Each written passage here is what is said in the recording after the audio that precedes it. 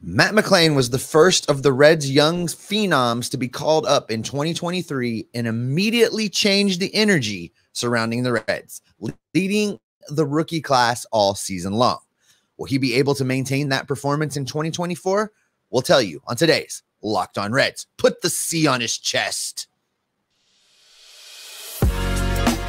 You are Locked On Reds, your daily Cincinnati Reds podcast. Part of the Locked On Podcast Network, your team every day.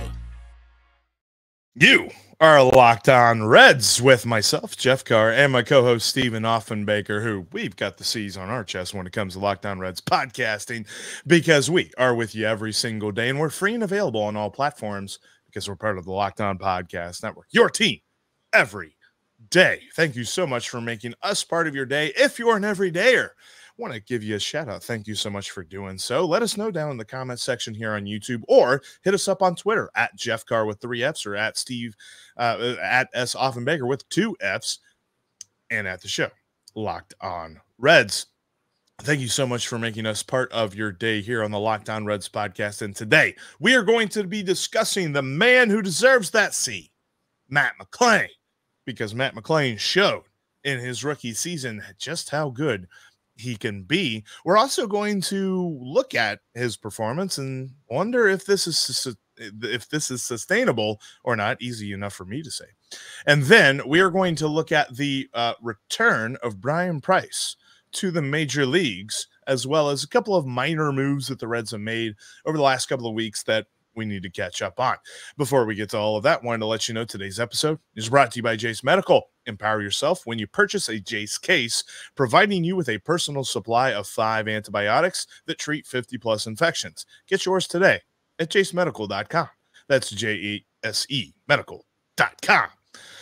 All right, Steve, where we want to start today is with Matt McLain, who is the next captain of your Cincinnati Reds. Matt McLain is going to be, whether he gets the C on his chest or not, he's going to end up being the captain of this team, at least the on-field leader. That's just the way that I see it. I'm not convinced the Reds are ever going to issue the C again. Joey never got it. It hasn't been issued since Barry Larkin. I don't know what's going on with that, but maybe we can start the campaign, get some banners out at Great American Ballpark, do the thing. But I think that what Matt McLain has demonstrated, that when he was the first guy up, he embraced that role. He didn't act like a rookie. He certainly didn't perform like a rookie. And as they continued to call guys up, as they continued to fill out that rookie class, Matt McLain continued to lead it by example. And I think that's going to go a long way. I think he'll be the guy that is the captain, is the leader. I know we talk about India. I know we've talked about other guys, but for me, it's a no-brainer. It's Matt McLain. Yeah, and I think that there was a lot of evidence to that being the case in the clubhouse as well as on the field. I mean, you remember what Joey Votto said after his first game back in his post-game press conference. He was like, as soon as I got back, the first guy to talk to me was Matt McLain. And he was like, hey, welcome back, dude. Don't mess it up. And that's the kind of thing to me, that if Matt McLain, who'd been here for 2 weeks, has the ability to go up to Joey Votto and be like, welcome back, old guy, then I think he's got the ability to do that with any player, because Joey Votto is going to go down as one of the best players in this franchise's history. Matt McLain has no qualms about talking to a dude like that. And I love that because, like you kind of said earlier, like, he shifted the energy of this team the moment that he was called up. I mean, his first game in Colorado, it was very evident this dude came here to play, and he finished the season with amazing numbers. We all know he hit 290.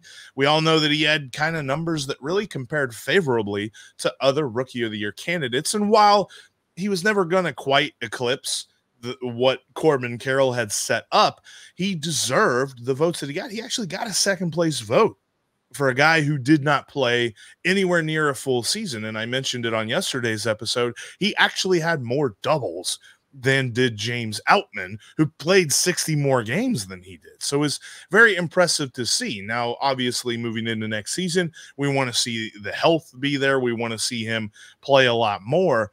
But what he was able to bring to this team cannot be understated. And I think that he is a guy, whether you're moving Ellie to third base and having Matt McLain at shortstop, or you keep Ellie at short, Noelvi Marte at third, and you have Matt McLain at second base. Matt McLain deserves to be the guy that you like keep in this infield no matter what. You know, the thing that hurt Matt McLain the most, I think, was just being short on games played. 89 games. If he had been around some more games, I think it might have been a little bit of a different rookie of the year conversation. I don't know that he would have won it, but it would have been a different conversation. He played in 89 games, Jeff. So as you mentioned, 290 batting average. He slashed 290, 357, 507, hit 16 home runs, 23 doubles, 14 stolen bases, 31 walks, and his energy and his presence. You know, we talked about Spencer Steer already and how he was like Mr. Quiet, consistent. And I got that vibe from them. You know, I got a chance to interview both these guys before they were called up. And when I talked to Spencer, he was, you know, Mr. I like to move around. I'll play anywhere. I'll do whatever for the team. Sign me up, coach. Put me in. Let's go. And when I talked to Matt, he was like, hey, dude, I'm a shortstop. I think I'm going to be able to do X, Y, and Z. I'm going to increase my power numbers. I'm doing these things. Watch out. Here we go. And, you know, there was a difference in the attitude. And I think, and not that one's better than the other, because I think Steer is always going to be that clubhouse guy that will go to people and help dudes when they're in slumps and help right the ship behind the scenes. And then Matt's going to be that guy on the field going, hey, follow me, guys. Let's go. And with the numbers that he put up, I think he's earned the right to be that guy. A 129 OPS plus. So he was about 30% better than league average in his rookie year. And the statistic from Matt McLain, the one that just, you know how I am about this. He was 3.9 in WAR in 89 games his first year in the major leagues. That's all-star level performance. You know, we talked about this last offseason when we broke down WAR. If you're at 4.0 in WAR, you're an all-star. And Matt came up just shy of that in just 89 games played. I you know, I am with everybody that's so excited about Ellie De La Cruz and keeps talking about the ceiling and the potential and he could be and all these things. And you mentioned this when we recorded together a couple episodes back, talking about where everybody's floors are right now. Well, Matt McLain's floor is at a lot of other dudes' ceilings. And I'm just so excited to see how this sophomore season plays out for him.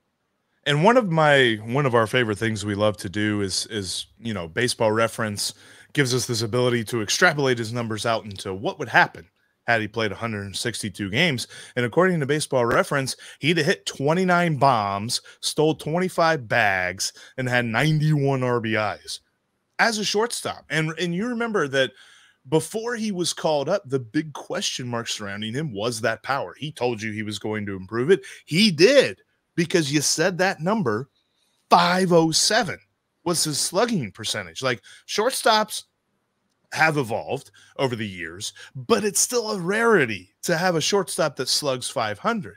And maybe that itself, maybe he kind of comes down to like 480, but even still slugging 480 over the course of an entire season is very impressive for a dude playing shortstop. I think that what he has done this season was so impressive because the call up wasn't necessarily, and as while it was exciting, it wasn't necessarily as heralded as an Ellie or as some of the other guys. Like even CES, we kind of had a little bit more hype surrounding his call up than I thought Matt McLain did. I think whenever Matt McLain was called up, we were just like, all right, let's go. This signals the new era of call ups, not necessarily the singular call up of Matt McLain. Well, we did that thing we do, right? Where we were looking over here and we were talking about Ellie and we were talking about all the other guys. And quietly, Matt McLain just started 2023 doing all the things he said he was going to do. And then when he came up, he just absolutely caught fire. And I'm almost glad that it played out that way, because I've talked about this a lot. We have a tendency to set the expectation level so high for guys that, barring, you know, a Ted Williams, Tony Gwynn type season, they're never going to reach our expectations. And because we were a little distracted with Ellie and his shiny gold chains, we didn't really focus on, you know, Matt McLain. We saw the shiny, and that, I think, allowed Matt to surprise us. And I think that's just going to lead to his legend moving forward in Cincinnati. But the real question, Jeff, the real thing on your mind, on my mind, and probably on everybody's mind is, while his performance in 2023 was amazing and it came out of nowhere and he really led this rookie group, can he repeat it? Can he do it again in 2024? That's what we're going to talk about coming up here in just a minute. And before we go out of this segment, I want to send a shout out to our guy, Brett Buckler. There was a news article a few weeks back about him, and he's an avid diehard Orioles guy. And you can search that name on Twitter, Brett Buckler, and you'll see this news article and his circumstance and just who he is. Great dude, and he's adopted the Reds along the way too, and he's become an everydayer here on the show. And just want to give a shout out to Brett, and thank you, Brett. Thanks for being an everydayer. Appreciate you being here. All right, we're gonna jump into the Can It Be Sustainable coming up in just a second. Before we do, I want to shout out the sponsor of today's podcast, at least one of them. That's Jase Medical. I spent a lot of time talking, you and me, and we talk about the wins. We talk about the losses. We talk about all things baseball. We talk about all things Cincinnati Reds. But let's get just a little more personal today. I'm thankful that we have a connection where we can do that, and I want to shout out Jase Medical. Whether you're on an extended travel, bracing for a major weather event, or limited by yet another disruption to the supply chain, Jase Medical has you covered. Thanks to them, you can get life-saving antibiotics and a long list of daily medications that can be ordered in a 1-year supply. They even have ED generics such for Cialis and Viagra. They have got everything you need to keep going and be healthy. Go online right now at jasemedical.com to receive your 12-month supply of your daily medication. Remember to use the promo code LOCKEDON at checkout for a discount as well. A verified customer from Jase Medical had this to say about the service, quote, "I am thankful for this service. Supply chain issues caused me to cut pills in half. I ordered most of my daily meds with a year's supply. I also ordered an antibiotic kit. I feel secure now. Prices are lower than my local pharmacy. I highly recommend this service for everyone." Close quote. If you or someone you love would get some peace of mind by having a year's supply of daily meds around, go to jasemedical.com to see if it's offered for you. Remember to use the promo code LOCKEDON for $20 off your purchase. Thanks, as always, for making Locked On Reds your first listen every day. Everydayers, coming up on the next episode of Locked On Reds is Andrew Abbott, the actual Reds ace in the rotation in 2024. We're going to tell you. Make sure you're tuned in. Click subscribe. All right, Jeff, let's talk a little bit more about Matt McLain, because as wonderful as his performance was, as amazing as he performed, he basically came into this franchise and saved Nakatomi Plaza. You know what I mean? He did a thing. So can he repeat that performance? What is Die Hard 2 going to look like at Great American Ballpark? That's really the question. Is what he did sustainable? Can he do it again? Yes, I think so. And there's some underlying numbers, and we talk about the analytics and things like that lead me to believe that's the case. Because when you look at his performance, the quality of contact and things like that are right on par. They weren't like otherworldly. We aren't talking about the high average exit velocities that we got from like Noelvi Marte and Ellie De La Cruz, but they're right there where they need to be. And I think that is something moving forward that you can kind of rely on when it comes to him statistically, but also the eye test, Steve. Like we talk about analytics and we talk about numbers and stuff, but baseball is a mix. Baseball's not just analytics. The eye test for me, when he steps up to the plate, there is no pitcher that's too big for him. There's no pitcher that's going to intimidate him out of that box and just completely overmatch him. I feel like there were points during this season that he did deal with adjustments. He dealt with many slumps, but the key being they were many.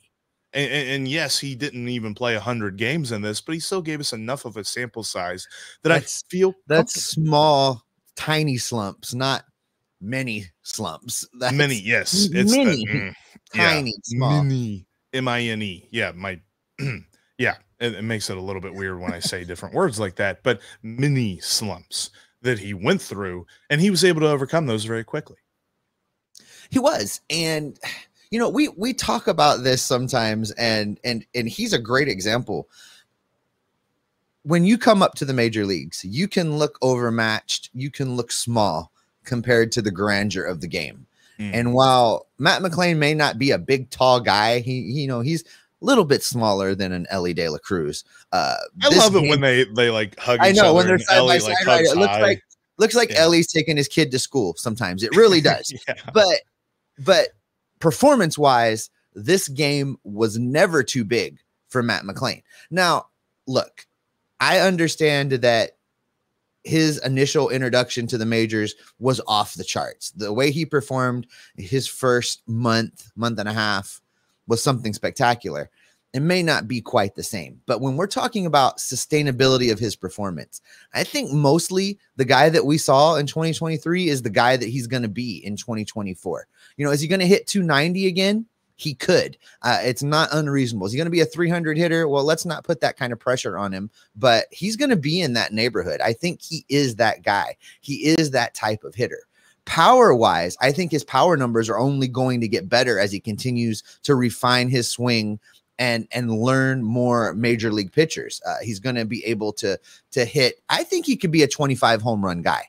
I don't know that he's going to be a 30, 40 homer dude, but I think it's within the realm of possibility for him to be a 25 home run guy, continue to put up 25 to 30 doubles as well, and be an extra base machine. Plus, he's got the speed to go along with it to be able to, we're not going to talk about him like we talk about Ellie and expect Matt McLain to get on base and steal home in 2 more pitches.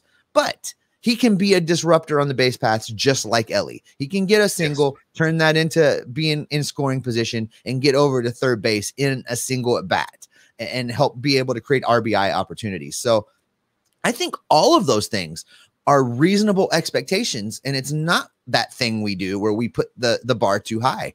I really think that Matt McLain has showed the intellect, the maturity, and the ability to be this guy for an extended long period of time.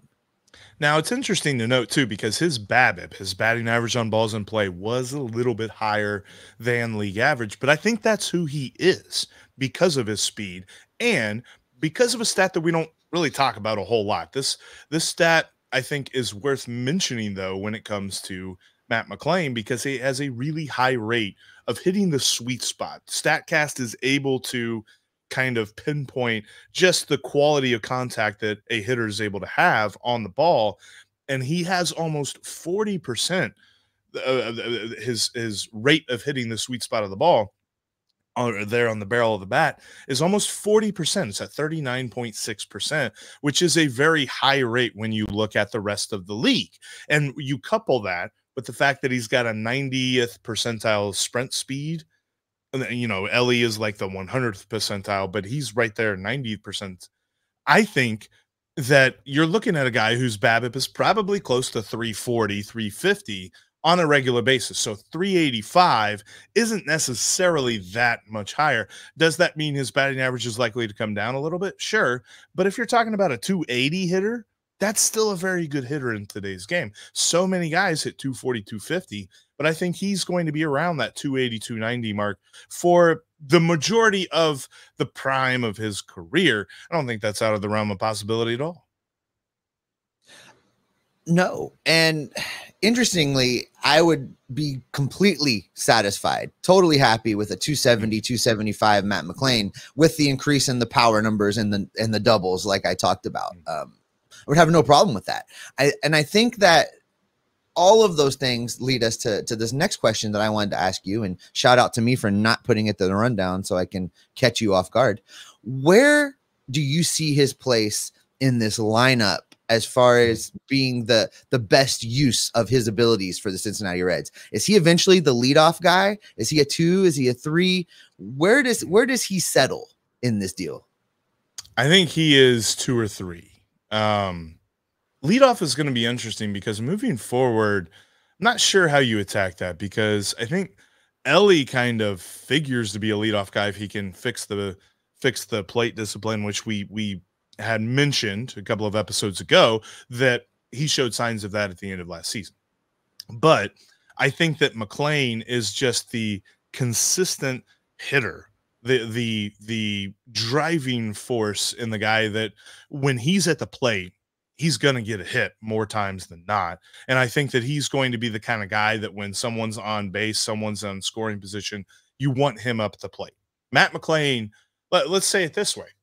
If the game's on the line, Matt McLain, is he the first guy on this lineup that you want at the plate? Because I think he is. I agree with that. I think that's a great point. If you're heading into the bottom of the ninth down by 1, he's definitely the guy I want first up, because maybe he ties the game, maybe he cracks a double, great chance of getting on base. And if he does get on base, he's going to be able to move over. So yeah, I totally agree with that. I would like to see him become a little bit better in avoiding the strikeout. I think that his place there at the top of the lineup and being, I think, what was his strikeout rate? Somewhere around 28%, 28.5%. Somewhere in that neighborhood. Yeah. So I'd like to see that come down just a little bit, but that is today's baseball as well. So I think I agree with you. I don't know he's necessarily the leadoff guy, but 2-3, that's probably his permanent home in this lineup, depending on what's going on day to day. And there's something to the idea. We talked about this with Joey for a couple of different years, but analytics say that you want your best hitter going second. And I feel like he is this team's best hitter right now. You could make the argument that if Ellie does the things we need him to do, he could be the best hitter on this team. But as of right now, Matt McLain is the most well-rounded hitter on this team. And I think what we have basically outlined with his profile is, yes, he is sustainable. What he does on the field is something that we can expect him to do moving forward. Let's move away from Matt McLain for just a moment, though, because there was some news that former Reds manager Bryan Price is back in the major leagues. We're going to discuss something about Bryan Price that I think most Reds fans have hindsight of, and they understand. And the Reds made a couple of minor moves that we need to catch up on. That's what we'll do coming up next.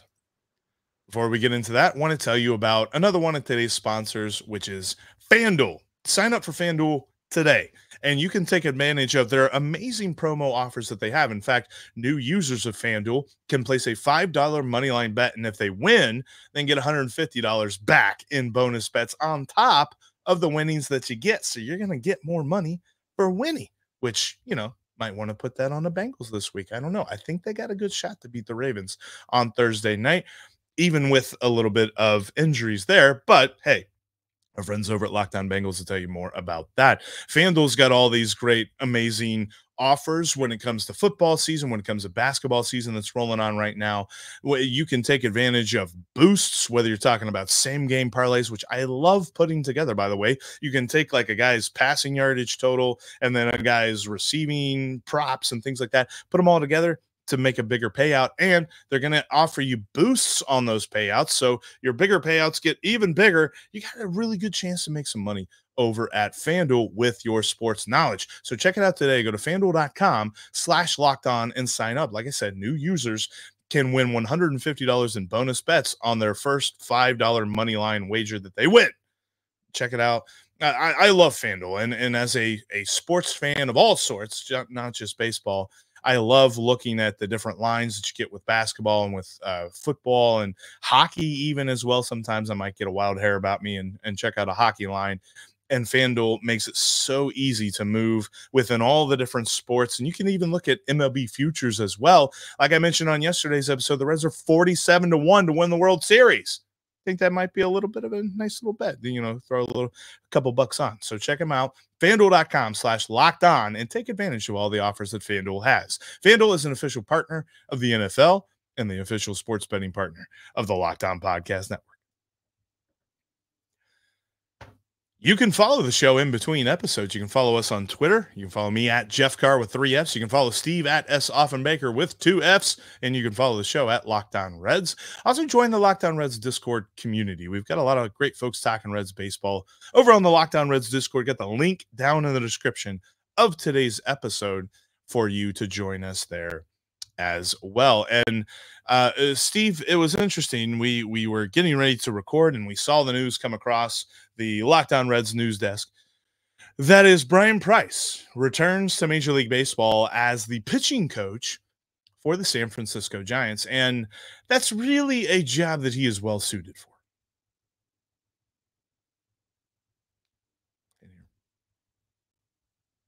You're absolutely right. I was a little bit muted there. You're absolutely right. Before we had pitching guru Derek Johnson, we had pitching guru Bryan Price.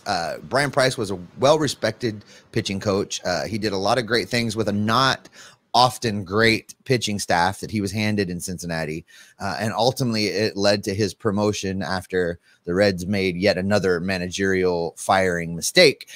Bryan Price got the bump up when that happened. So I think when you look at his body of work, he's most naturally suited to be a pitching coach. It's where his knowledge base is. It's what he's best at. It's where he's very well respected. I think his stint as a manager, tarnished him a little bit. It took quite some time for him to get back into the game, and I don't think that that's fair. But I also think, looking at it, it's a cautionary tale, because when you think about where Bryan Price was before his elevation to manager, again, he was very well respected. Then he gets promoted, hired as a manager, and in 666 games, yes, you heard that number correct, as a manager for the Cincinnati Reds, he managed to win 279 while losing 387 for a winning percentage of 419. Not great. When you consider some of those teams, maybe he performed a little bit better than we give him credit for. During his time, his first year in 2014, won 76 games, followed by 64 in 2015, a disaster of a season.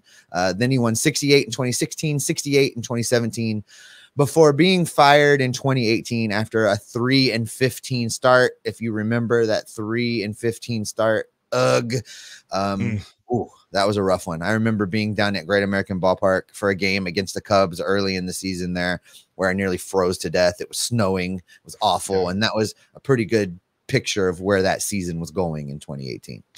The 3-15 start then gave us the opportunity to see Jim Riggleman as manager of the Reds, which all of us remember very fondly. Bunt, baby, bunt. What's the bunt sign? What is the bunt sign? All of the above. We can ask Connor Stallions. I think he might know that cross-sport reference. But when you look at Bryan Price, I said this to you whenever we were prepping for today's episode, and I think that most Reds fans, if you really think about this objectively, will understand. Bryan Price got a raw deal. Bryan Price came into a situation where the Reds had made the playoffs a couple of years in a 3-year stretch, and we were starting to wonder if Dusty was the guy that was going to be able to take the Reds to the next level. And immediately we decided that he wasn't, and that Bryan Price was.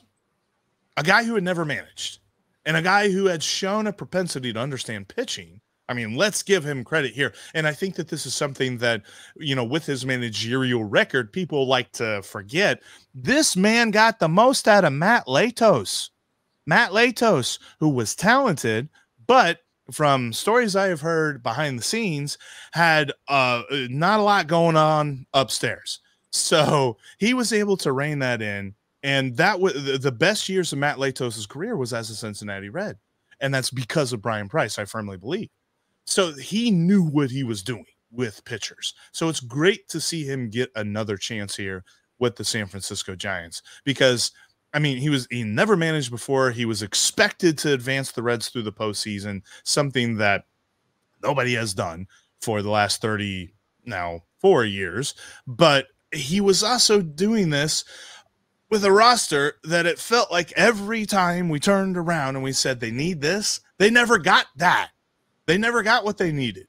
And they were expecting Bryan Price to kind of fill the gaps there. A guy that I just feel like he got a raw deal as that. And then, he did have some antics, and he attacked C. Trent in a press conference and things like that. Don't love how that went down, but let's call it what it was. Dude got a raw deal. So it's great to see him back in the major league.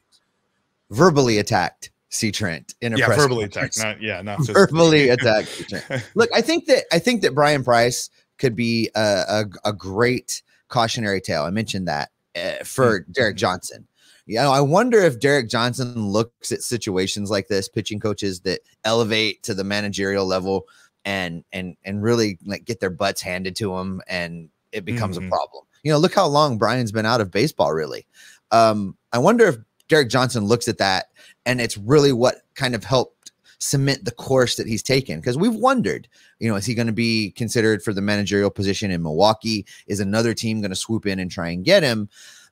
Or is Derek happy with the kingdom, so to speak, that he's building here in Cincinnati, where he is at the top of Mount pitching, where he is the decision maker from Cincinnati all the way down to Daytona as far as how things are done and what systems are implemented. I mean, when you look at it, I don't know exactly what the Reds are paying him, but I know that he got that extension and a big raise to become the director of pitching.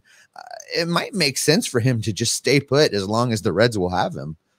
Would that constitute some sort of like life philosophy? Better to be the king of a small kingdom than the jester in a large court? Yes. Or something like that. I think the one. See, you're getting it, and you didn't even have to use a Star Wars reference. I love it.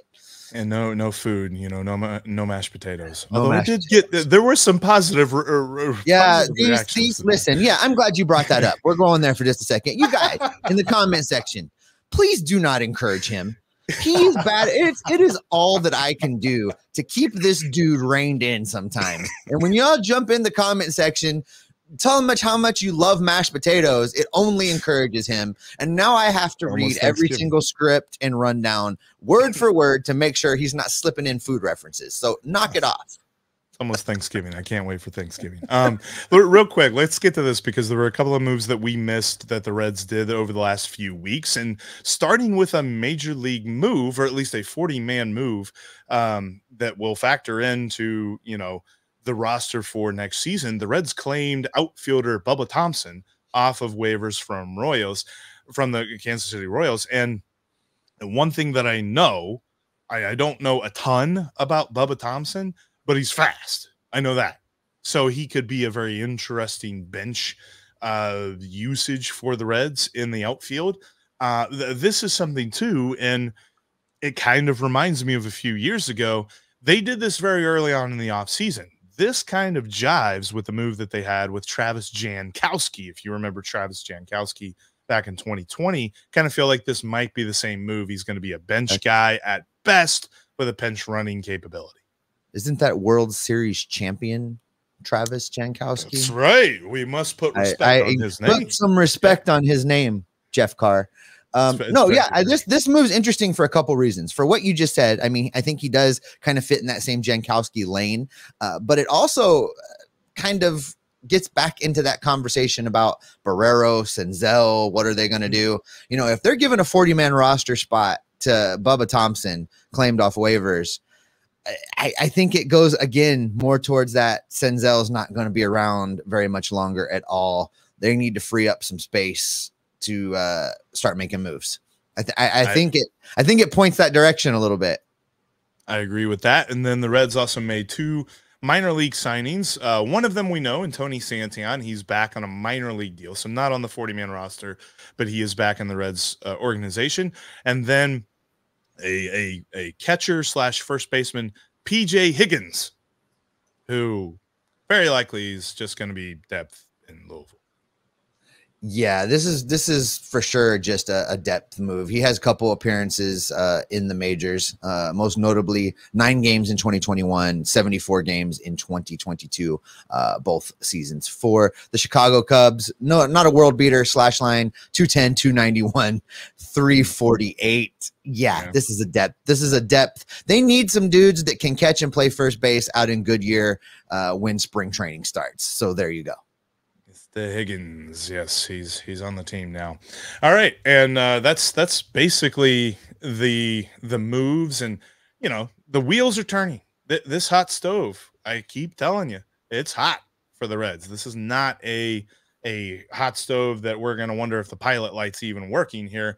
The Reds are going to be making moves, and very excited to see how it all goes down for this offseason. But those were the kind of the minor moves that they made to get the offseason rolling. And as the offseason is rolling, we are going to be all over the news for you. That's where we're going to end today's podcast, though. Thanks so much for checking out today's Locked On Reds podcast. And thanks, as always, for making us your first listen every day. Every day is coming up on the next Locked On Reds podcast is Andrew Abbott, the ace of the Reds Steve and I will give you our answer. But until then, Steve, what can people expect from you and me?